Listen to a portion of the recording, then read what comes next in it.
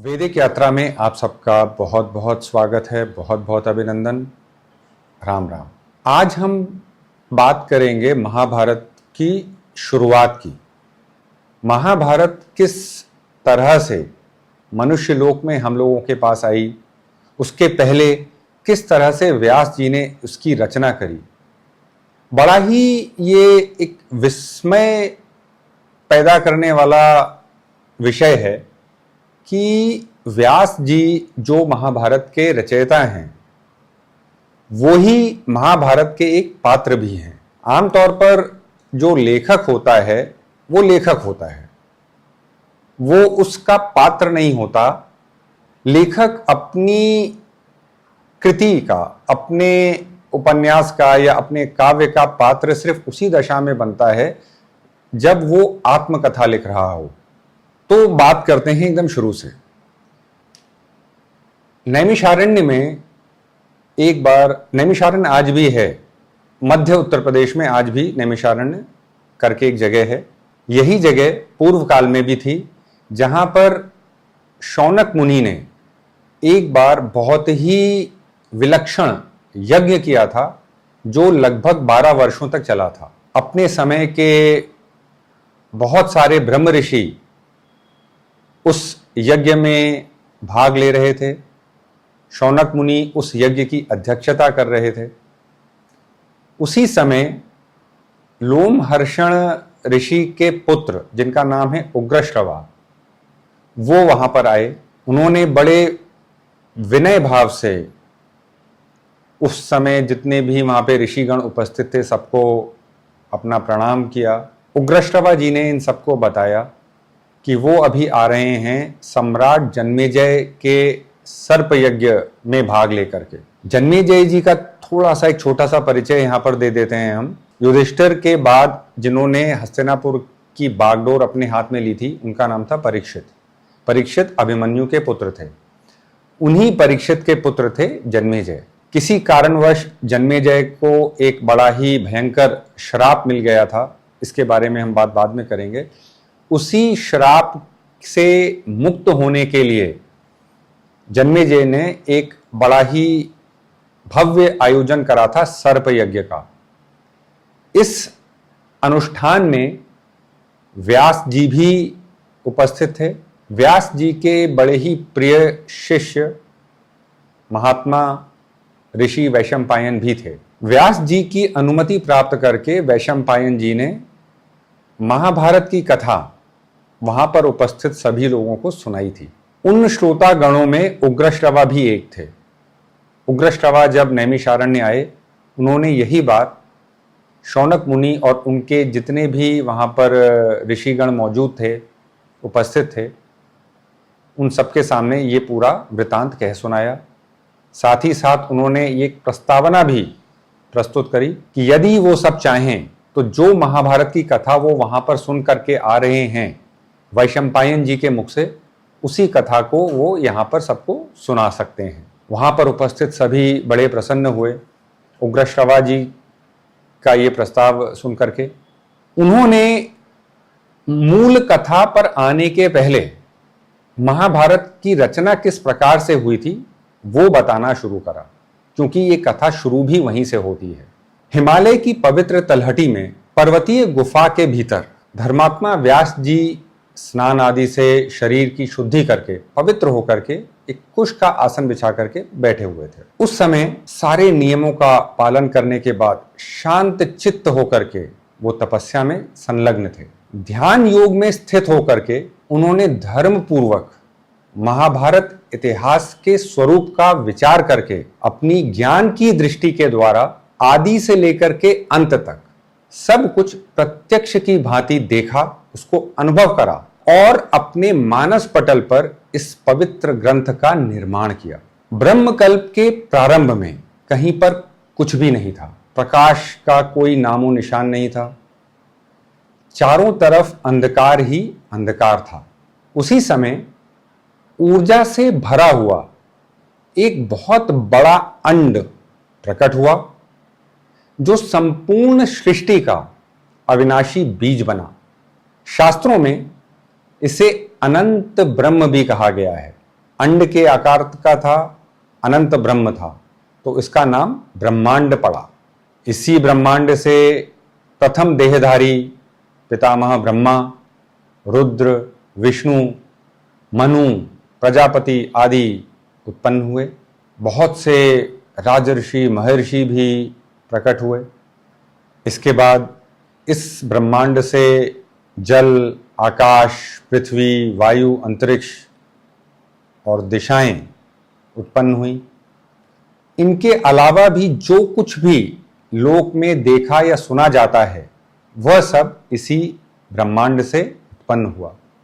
जिस प्रकार कोई भी ऋतु विशेष के आने से उससे संबंधित फल फूल आदि भांति भांति के चिन्ह प्रकट हो जाते हैं तथा उस ऋतु के बीत जाने के बाद वो सब अपने आप समाप्त हो जाते हैं, ठीक उसी प्रकार कल्प का आरंभ होने के साथ ही इस ब्रह्मांड में भांति भांति के पदार्थ दिखने लगते हैं और कल्प के अंत में सब विलीन हो जाते हैं, लय हो जाते हैं, समा जाते हैं उसमें।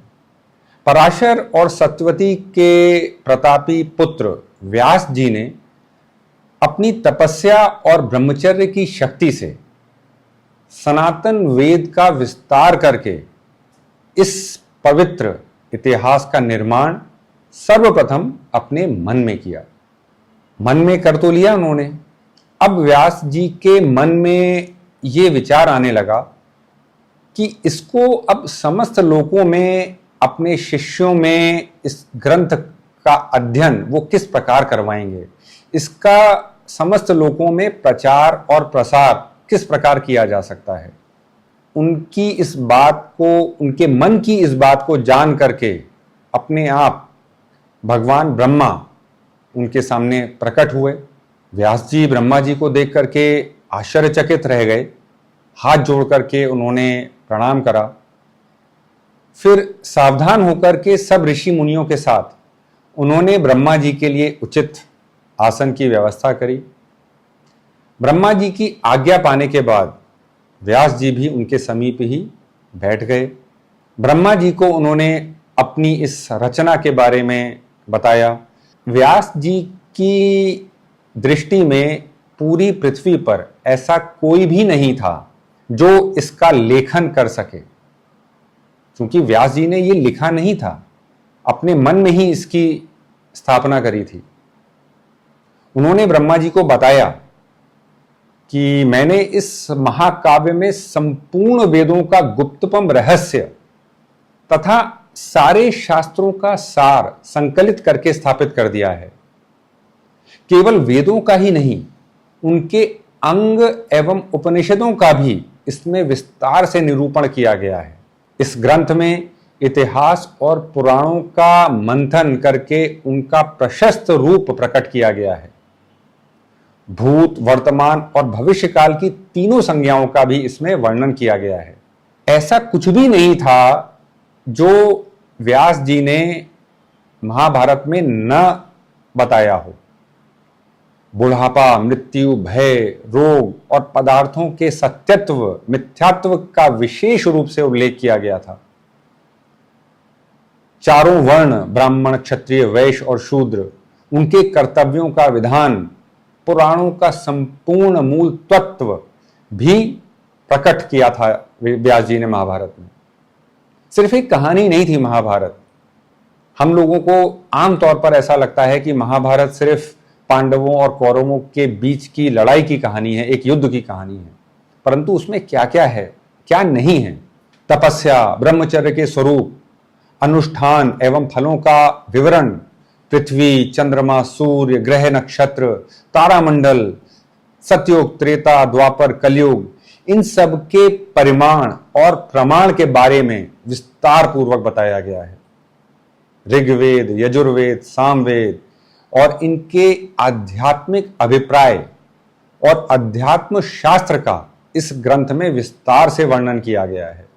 बहुत से लोगों ने इस प्रकार की बात भी कही है कि पूरे लोकों में, समस्त लोकों में यदि कहीं पर कुछ भी हुआ है तो उसका उल्लेख आपको महाभारत में मिल जाएगा। यदि महाभारत में किसी चीज का उल्लेख नहीं है तो ये मान लेना चाहिए कि वो समस्त लोकों में होता ही नहीं है। न्याय, शिक्षा, चिकित्सा, दान, इन सब का भी इसमें बड़ा ही विशद निरूपण है। साथ ही यह भी बतलाया गया है कि देवता, मनुष्य आदि का भिन्न भिन्न योनियों में जन्म किस वजह से होता है। लोक पावन तीर्थों, देशों, नदियों, पर्वतों, वनों और समुद्र का भी इसमें वर्णन किया गया है। दिव्य नगर एवं दुर्गों के निर्माण का कौशल तथा युद्ध की निपुणता का भी इसमें बहुत ही विशेष रूप से उल्लेख है।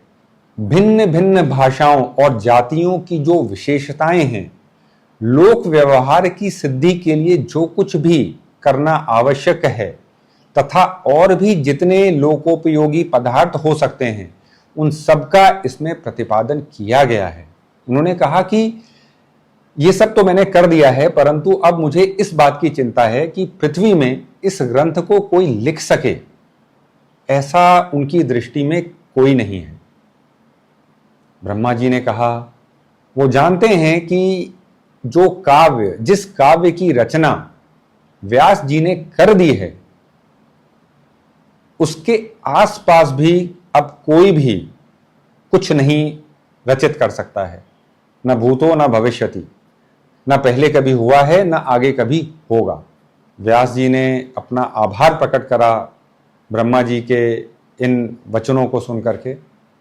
इसके बाद ब्रह्मा जी ने व्यास जी के मन में जो शंका थी उसका निवारण करते हुए बताया कि उनको गणेश जी का स्मरण करना चाहिए, उनका आवाहन करना चाहिए, क्योंकि गणेश जी ही इकलौते हैं समस्त लोकों में जो इस प्रकार के काव्य को अपनी लेखनी से लिख सकते हैं।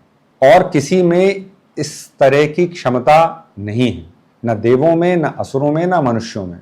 ब्रह्मा जी व्यास जी से इस प्रकार से अपनी बात कह करके अपने धाम ब्रह्मलोक को चले गए। इसके बाद व्यास जी ने ब्रह्मा जी की आज्ञा का पालन करते हुए गणेश जी का स्मरण किया, उनका आवाहन किया। गणेश जी तुरंत वहां पर व्यास जी के सामने प्रकट हो गए। व्यास जी ने गणेश जी का बड़े आदर और प्रेम से स्वागत सत्कार किया और जब वो अपने उचित आसन पर विराजमान हुए तब उनसे कहा, भगवान, आप मेरे द्वारा निर्मित इस महाभारत ग्रंथ के लेखक बन जाइए।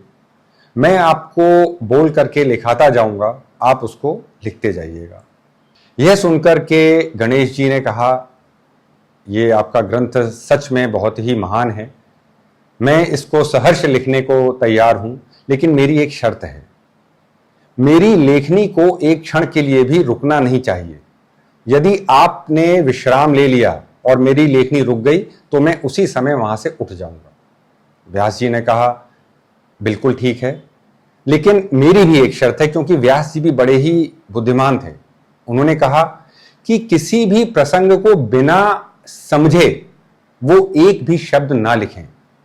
गणेश जी ने कहा, इसमें कोई दिक्कत नहीं है। उन्होंने व्यास जी के प्रस्ताव को स्वीकार किया और महाभारत के लेखक बन गए। व्यास जी बोलते जाते थे, गणेश जी लिखते जाते थे। बीच बीच में व्यास जी ऐसे श्लोक बोल देते थे जिनका अर्थ बाहर से दूसरा मालूम पड़ता था और भीतर से कुछ और होता था। इस प्रकार के लगभग 8800 श्लोक हैं जिनका अर्थ व्यास जी के शब्दों में ही उन्होंने जैसा कहा था कि इन श्लोकों को या तो वो स्वयं समझते हैं, उनके पुत्र सुखदेव समझते हैं और संजय समझते हैं या नहीं समझते हैं, इसमें भी बहुत संदेह है। ये कूट श्लोक इतने गुथे हुए और गंभीरार्थक होते थे कि आज तक भी उनका रहस्य भेदन कर पाना अच्छे से अच्छे, विद्वान से विद्वान पंडित के लिए भी संभव नहीं है। इन श्लोकों में गणेश जी उलझ जाते थे, उनका विचार करते करते क्षण भर के लिए ठहर जाते थे। इस समय में व्यास जी और भी श्लोकों की रचना कर लेते थे, अपने नित्य कर्म भी जो भी उनको करना होता था वो भी शायद कर लेते होंगे। बहुत पहले की बात है। शक्तिशाली और विद्वान व्यास जी ने अपनी माता सत्यवती और परम ज्ञानी गंगापुत्र भीष्म की आज्ञा से विचित्र वीर्य की पत्नी अंबिका, अंबालिका आदि के गर्भ से 3 कुरुवंशी पुत्र उत्पन्न किए थे। इनके नाम थे धृतराष्ट्र, पांडु और विदुर। इन तीनों पुत्रों को जन्म देकर के परम ज्ञानी व्यास जी वापस अपने आश्रम चले गए थे। जब ये तीनों पुत्र वृद्ध हो अपनी परम गति को प्राप्त हुए, तब महर्षि व्यास जी ने इस मनुष्य लोक में महाभारत का प्रथम प्रवचन किया। वैशंपायन उस सर्प यज्ञ में जितने भी याज्ञ के सदस्य थे उनके साथ बैठे हुए थे। जब भी यज्ञ कर्म में बीच बीच में अवकाश मिलता था, तब सबको सामने बिठा करके वैशंपायन उन्हें महाभारत की कथा सुनाया करते थे। उग्रश्रवा जी ने भी इसी दौरान इस कथा का श्रवण किया था। व्यास जी ने सबसे पहले ये कथा अपने पुत्र शुकदेव जी को सुनाई थी। इसके बाद उन्होंने अपने दूसरे सुयोग्य शिष्यों को इसका उपदेश दिया था। व्यास जी ने लगभग 60 लाख श्लोकों की एक संहिता बनाई थी, जो वास्तविक मूल महाभारत थी। इसके 30 लाख श्लोक देवलोक में समादृत हो रहे हैं। इनका श्रवण देवर्षि नारद देवताओं को कराते हैं। पितृलोक में 15 लाख तथा गंधर्व लोक में 14 लाख श्लोकों का पाठ होता है। बचे हुए 1 लाख श्लोकों का महाभारत मनुष्य लोक में उपलब्ध है। प्राचीन काल में सब देवताओं ने इकट्ठे होकर के तराजू के एक पलड़े पर चारों वेदों को रखा और दूसरे पर महाभारत को। महाभारत वाला पलड़ा चारों वेदों के पलड़े से ज्यादा भारी निकला। सत्य के तराजू पर तौलने से यह ग्रंथ महत्व, गौरव और गंभीरता में वेदों से भी अधिक सिद्ध हुआ। उग्रश्रवा जी ने वहां उपस्थित सभी मुनिवरों को अब यही 1 लाख श्लोकों का महाभारत सुनाना आरंभ करा। महाभारत की कथा को हम अपने अगले प्रसंगों में आगे बढ़ाते चले जाएंगे। हमारे साथ बने रहने के लिए आप सबका बहुत बहुत अभिनंदन, बहुत बहुत धन्यवाद। राम राम।